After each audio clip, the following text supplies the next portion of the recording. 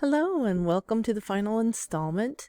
This is Ages and Stages, Childhood Development. This is part 4 of our caregiver class series. We have 4 different videos. The first video is about helping children manage their behavior. The second video is identifying and recognizing feelings. The third video's focus was planning for success in public spaces. Today's video, we're going to be focusing on ages and stages of childhood development, and ending with some tips about when your child is ready to stay at home alone.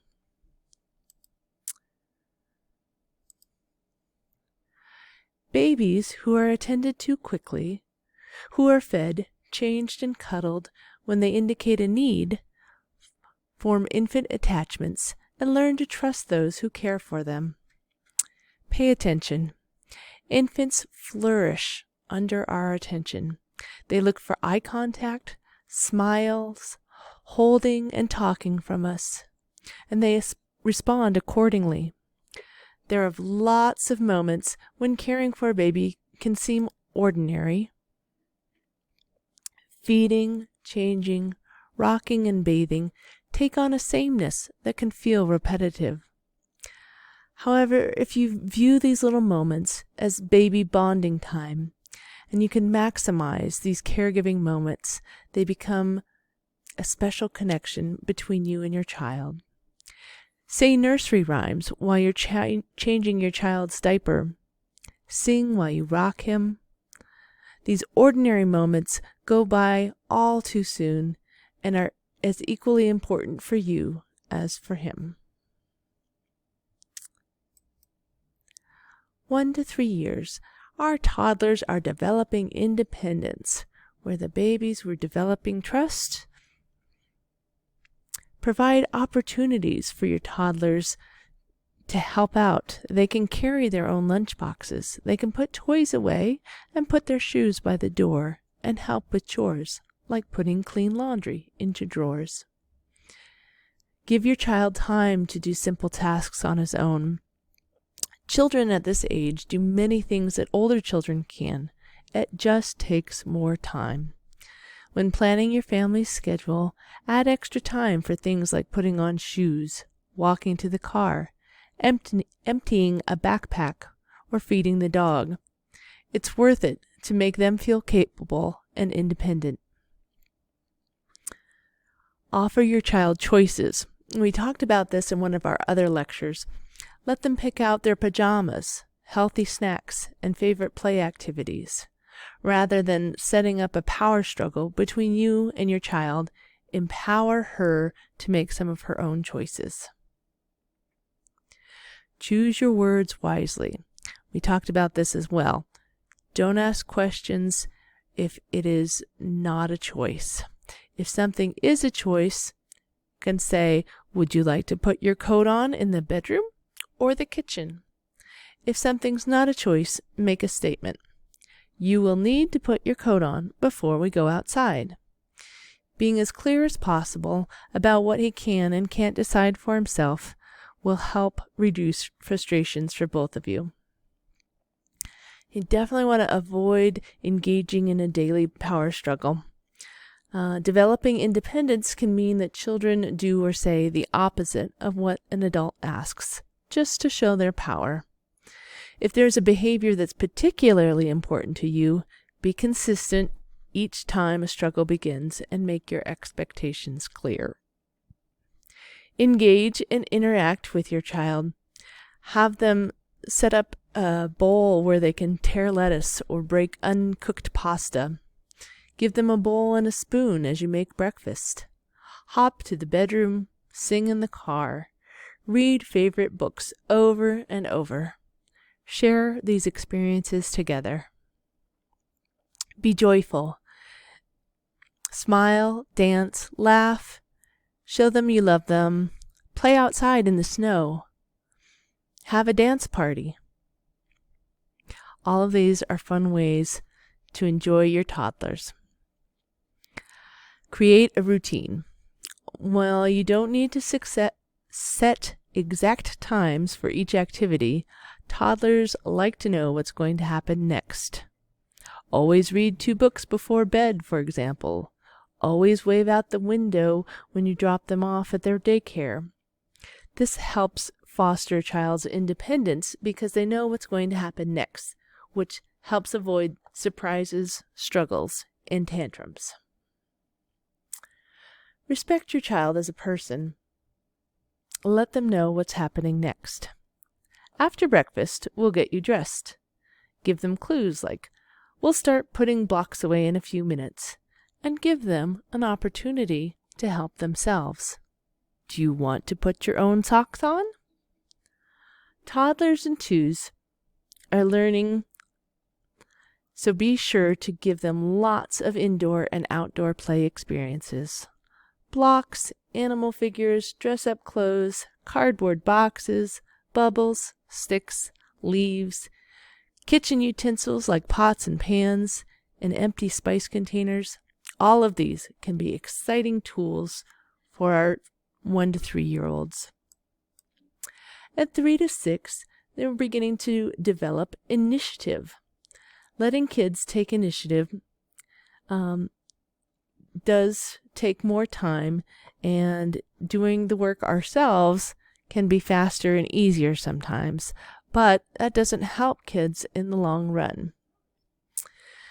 Although it may seem silly to go around announcing that we see the trash is overflowing and then tell everyone that we're going to take the trash out, might sound silly, but when it comes to kids, they often need help making connections between what they see and what they can do about it.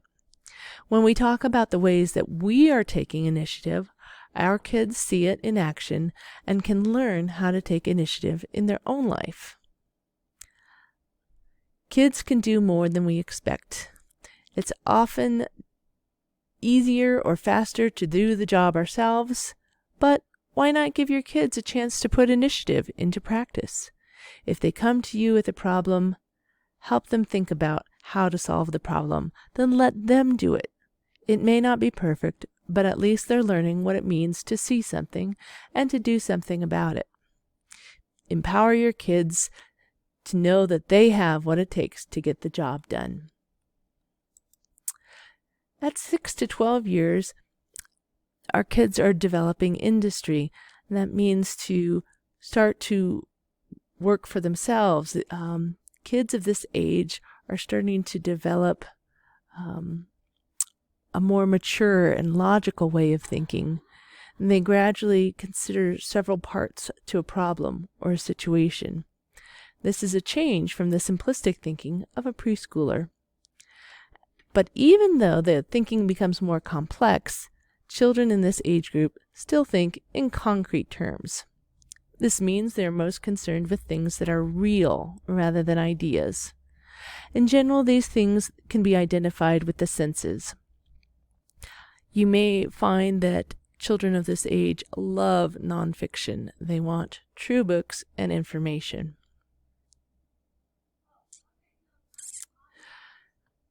Kids that are 12 to 18 are developing their identities.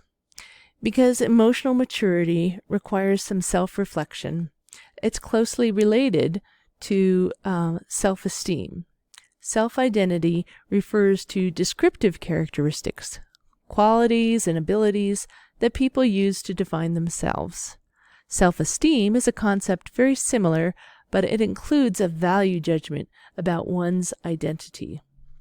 As youth begin to ponder, who am I? They are now able to think about themselves in more abstract terms. This new ability to think abstractly enables them to expand their self-definition. While self-esteem is a judgment made about oneself, it's strongly influenced by a number of factors, particularly the perceived judgments of other influential people. During middle school or late adolescence, youth self-esteem begins to improve because their increase in maturity enables them to enjoy many different experiences. I'm going to back up a bit here for when your child can or must be left home alone. All right, so here are some musts. As a parent, as a responsible parent or caregiver, you must secure all medications.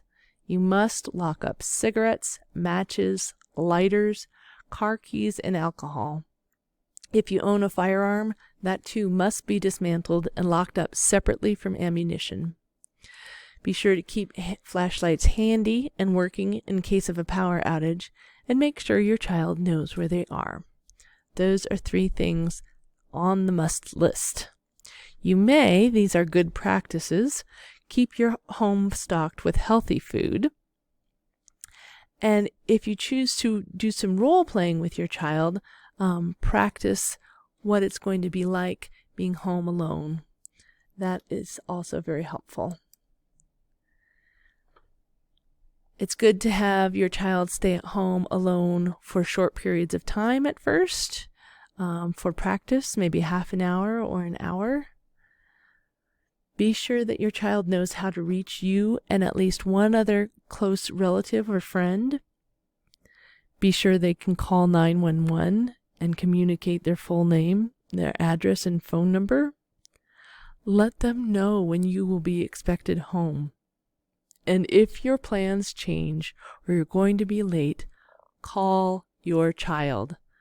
Not only is this going to help anxiety be lessened and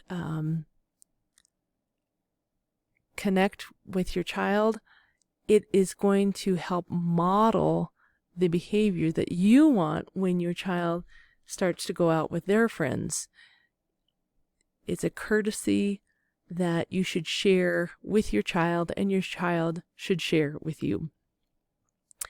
Be sure that they know not to open the door to anyone, even someone they know, except with express permission from you.